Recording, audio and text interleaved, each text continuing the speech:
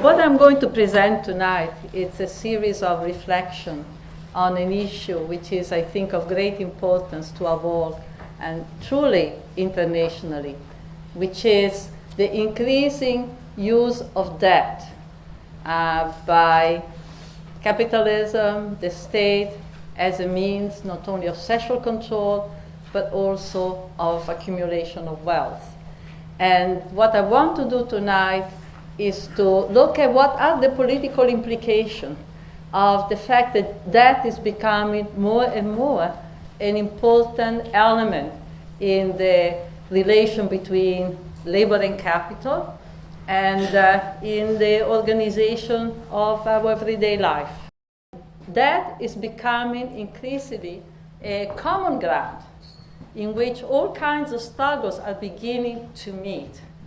And the question, of course, for us is, what in the course of this struggle we have to decide, what kind of strategy we use so that the outcome is not something that reignites the condition that produced the death to begin with, but something that can take us beyond the society where that is continuously created. And before I go more in detail, I want to tell you about, since particularly we are in a university, about this beautiful little book that this organization in New York called Strike Debt has produced. In addition to the removal of protection on global economy, that has been used to impose austerity regime, which have really devastated, as you all know, the public sector, health, education, transport services, and all the services catering to the basic necessities of life.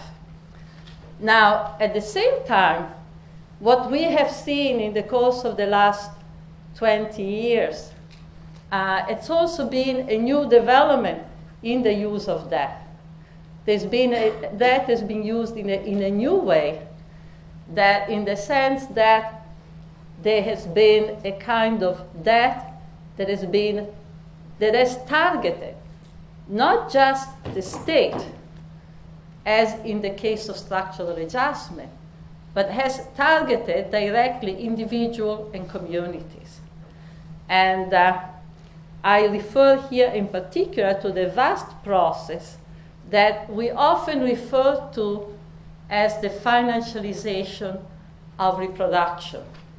And what I mean by the financialization of reproduction is the fact that more and more we have witnessed a double process whereby on one side we have had a massive disinvestment of the state in the reproduction of the workforce, which is often referred to as the welfare state. I have to tell you, I don't like the word welfare state. I never liked it. I think it's a very, very mystifying concept. It puts a kind of benign, benevolent face on the state, whereas I think it's much more appropriate to speak of a state that took as its strategy, right, the investment in certain aspects of working class reproduction, which was the regime that prevailed in the 60s and part of the 70s. And it was an investment that was calculated, in fact, to produce higher levels of productivity. They were supposed to make workers more productive, so they invest, for example, in education, because the idea is that their money will be repaid years from now with more productive and more obedient citizens, or you invest in certain type of social services, because again, there was the idea that this was human capital investment, that basically it was worthy, it was necessary, because it would pay down the line in the creation of a less conflictual and more productive society. That looking at the response of the state is very clear that the state realized or came to the conclusion that those investments did not pay.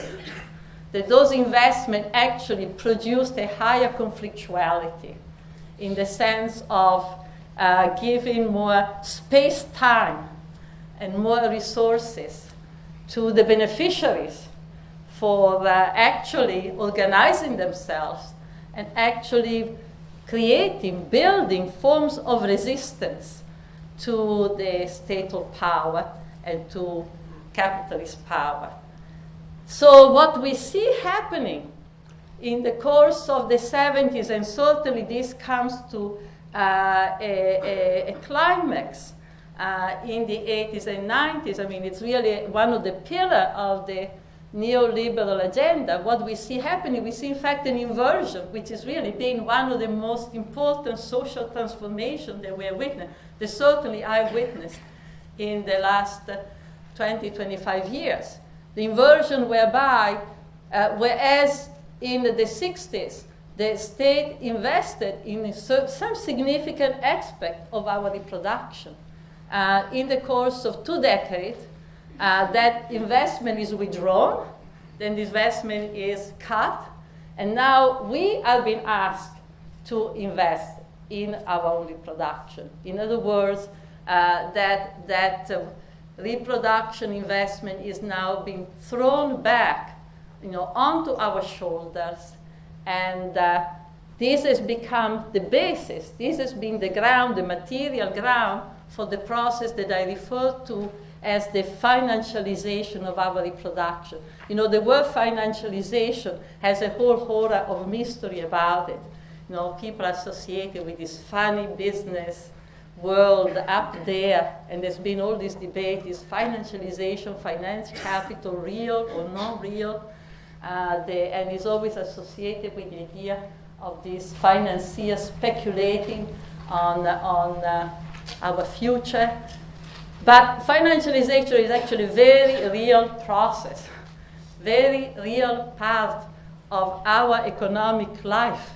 And you can see that when you look at the way financialization has actually entered our everyday reproduction and has become a way of organizing our work on a day-to-day basis. It's a very classic example. So there were, in the 60s, you had a struggle for wages for schoolwork, and you have a state providing subsidies to encourage, a more educated, the production of a more educated workforce. By the late 70s, certainly in the United States, those subsidies are withdrawn, and in the place of subsidy, we have the market, the bank, the loan. And we have a whole generation of students of year after year has been sinking more and more deeply into that, right, under the guise of providing for their future in a context in which we are continuously reminded that if you don't have education, your life will be nothing. You will be condemned to sweep the street or have the most unsatisfactory jobs, and therefore that education is a must because we live in a knowledge-based society, and consequently we have to have a certificate, and that certificate we have to pay for. Over the years, you begin to see not only the growth of debt, which clearly is well exemplified by the student loans debt, the growth of debt by people using credit card. But you also begin to see that something happens together with that development. You begin to see that this phenomenon is not only a purely economic phenomenon.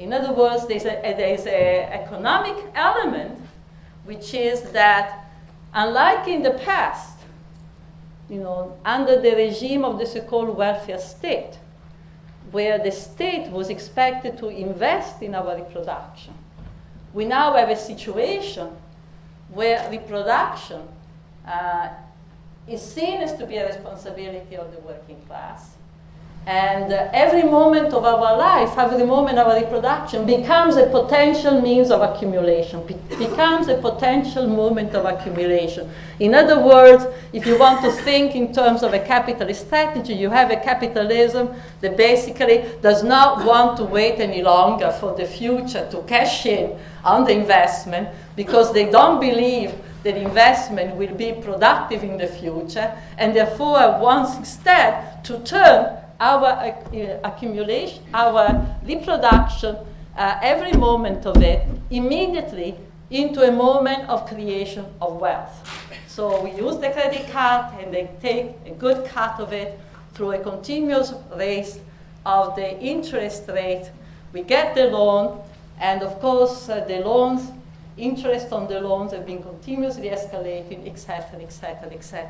And so we begin to see something developing, which is we begin to see that when we speak of financialization of reproduction, and when we see its most obvious outcome, which is this incredible growth of indebtedness, this whole population that in one way or the other is in debt now to the banks, we begin to see actually that there is a new type of weapon, is a new type of instrument that is beginning to come into the social scene that is changing the relationship, what in classical Marxist terms you call the relation between labor and capital. In other words, that through the debt and the mechanism of indebtedness, you don't have only the transformation of every moment of reproduction into a means of accumulation, but you also have a new form of class relation that comes into place that increasingly individualizes the relationship of exploitation, right? That increasingly hides also the relations of exploitation, because the ideology that accompanies that development is an ideology that mystifies the relationship of exploitation and portrays it as in fact, a relationship of self-investment. Right? In the ideology, we are all little capitalists. So that the student who goes to the bank to apply for a loan to continue his or her studies, right, is now the little capitalist who says, I will invest in myself so that I will have a higher wages. And what is communicated, presumably in that process, is that we are the sole beneficiary of that investment, right? By the fact that in front of us, right, that we are now related to the capitalist world, through a loan, through a relationship from the bank rather than the employer. There is a displacement that begins to take place, where the fact that that loan is actually a way of organizing your work, is actually a way of exploiting you, is organizing your life as a student, but not only as a student, because it's organizing your life also as a worker while you're studying, but also after you have finished with your formal studies. Because once you've taken these loans, in a way, you have a whole lifetime to repay them. And many, many of the decisions that you will have to make in your life after you end your schooling will be shaped by the fact of this loan that now becomes a yoke. It becomes a way of organizing the labor of the future. What kind of job will you take? What kind of job you will not take so that you can pay the loan? In the United States, by the way, you can never get rid of the loan. It's the only type of loan for which you cannot become bankrupt, right? You will die, and hopefully your parents will not have co-signed with you, because even if you die, we now have testimonies of parents whose children have died, and they are paying their student loans, right? And we have people who are now in their quite advanced age, and they're still paying their student loans. What you begin to see is that the issue of debt is not only an issue of impoverishment on one side and accumulation on the other, but it's also an issue of transformation in the class relation. Transformation in the form that the class relation takes, right? Which is extremely mystifying. Mystifying, as I said, precisely because it hides the relation of exploitation, the sense of commonality and strength that comes, for example, from being part of a wage relation.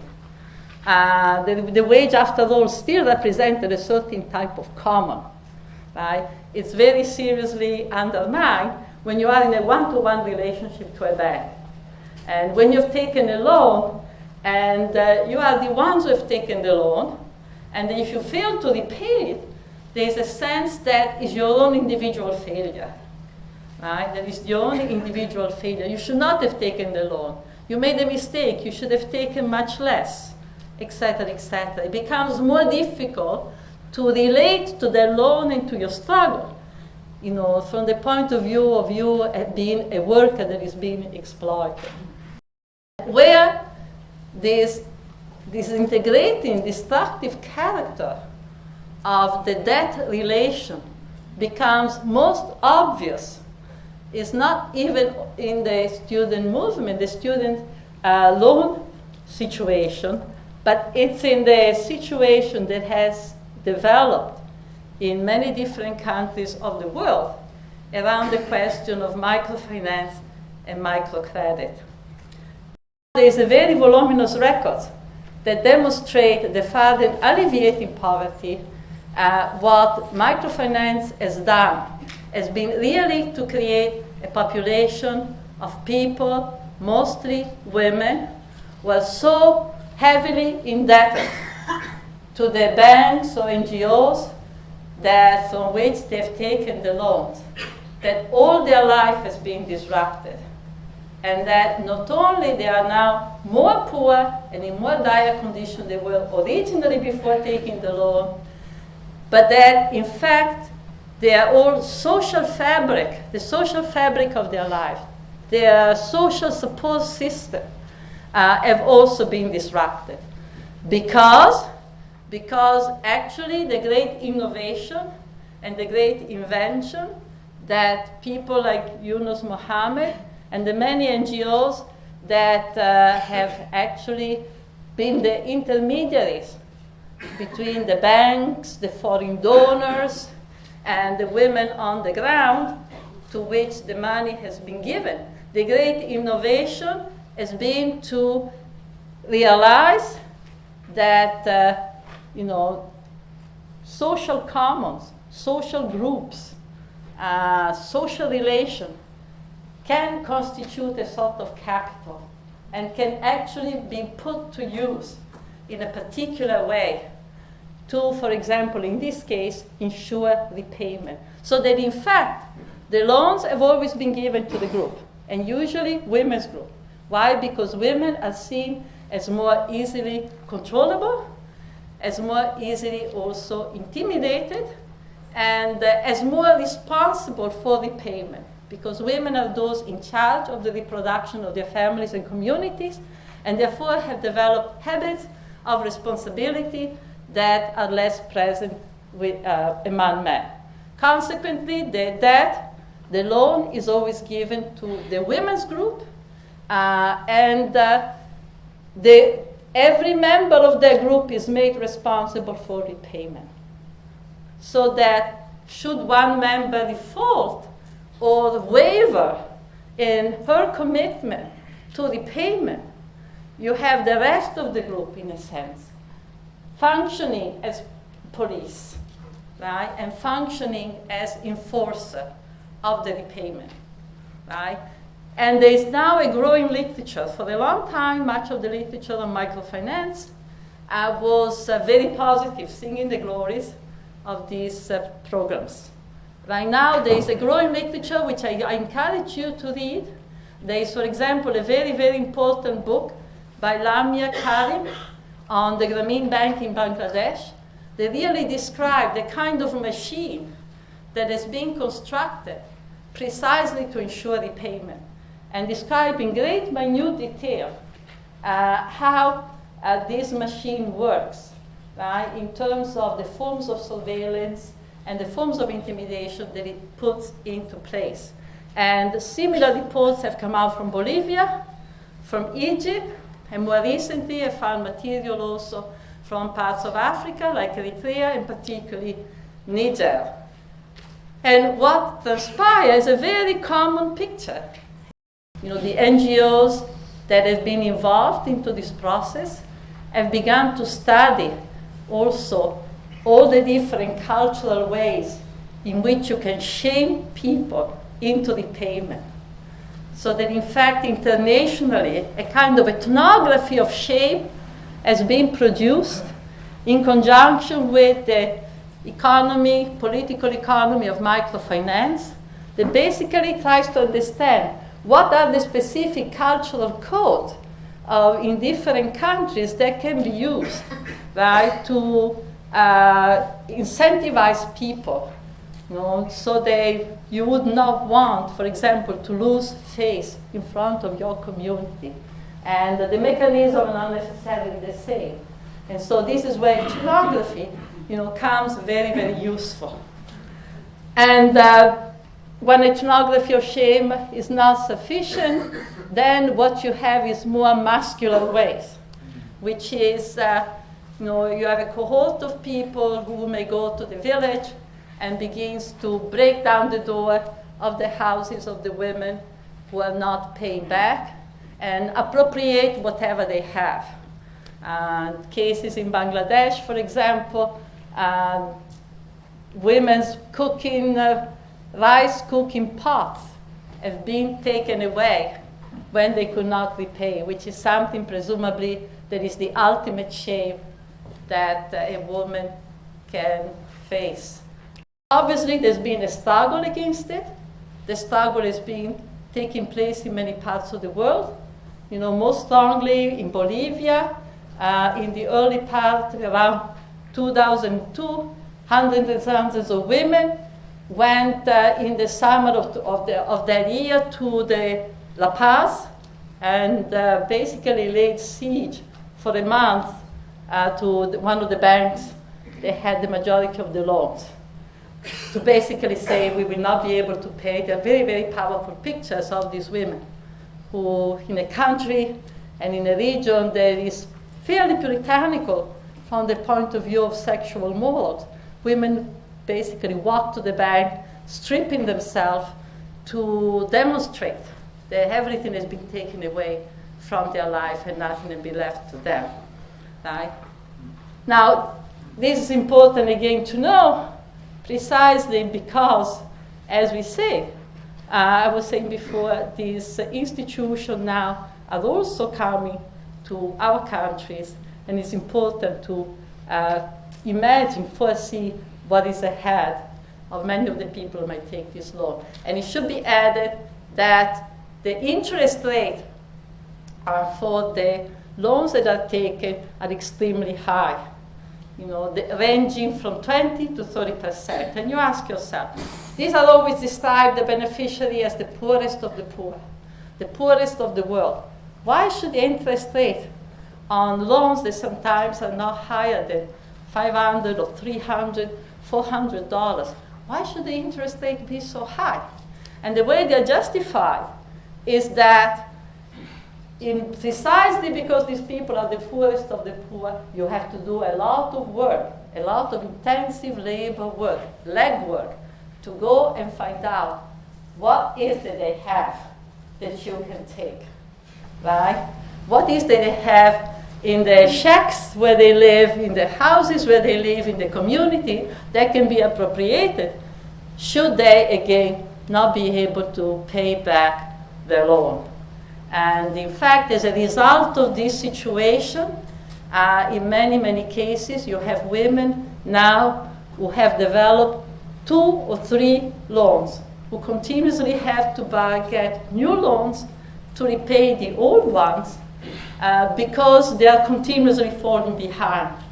So that whereas the Grameen's Bank of the world was supposed to take care of the money lenders, who were the traditional bloodsuckers of the poor, particularly in rural areas, now the money lenders have a feast And in fact, many apparently are opening their offices next to the NGOs, the offices of the NGO, next to the offices of the banks, because they know that women will need to get new loans to pay back those they have received.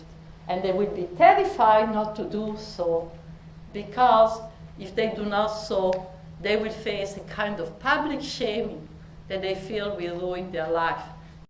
The alternative to the debt is certainly not the return to a type of welfare state, right? Welfare in quote. And why not? First of all, it's not because we are in a moment in which capitalism is making it very, very clear to us that they have nothing to give us. The only alternative that we can construct, in this situation, in this situation where we have these two possibilities of a relationship to reproduction and a relationship to capitalism. On one side, what used to be called the welfare state, where in a sense is the state that invests, that has resources that have taken from us and invest in certain aspects so that we can be more productive. And on the other, this market that places us as little capitalists, as little investors in ourselves, and puts us in a condition which is even worse than in the relationship to the welfare state, because it is a condition in which we confront capital in a way that is even more individualized and therefore disempowered. And what is the alternative? And I would say that the alternative is, in fact, the construction, right, of more autonomous forms of reproduction. The construction of what many people now call reproductive commons, of which we begin to see some of the first elements, even in our own countries, even, for example, in the States and different parts of Europe.